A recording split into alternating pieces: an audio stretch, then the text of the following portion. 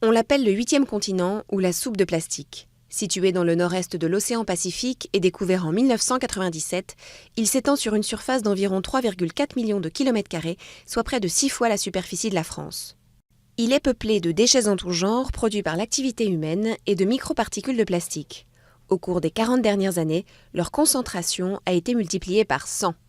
S'il est dérivant, ce continent est emprisonné par les courants. En effet, ces résidus flottants à la surface s'agglutinent dans le gir subtropical du Pacifique Nord, un immense vortex. Ils s'amalgament ainsi dans cette zone, point de rencontre de courants océaniques qui s'enroulent sous l'effet de la rotation de la Terre entre les côtes d'Hawaï et de l'Amérique du Nord. 4 autres vortex marins dans lesquels se concentrent des millions de tonnes d'immondices polluent nos océans.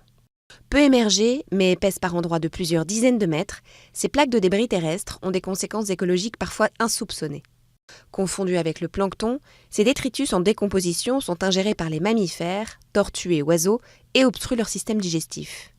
Mais dans le Pacifique Nord, cette masse d'ordures constitue un milieu propice à la reproduction d'une espèce d'araignée d'eau, l'Allobate sericeus.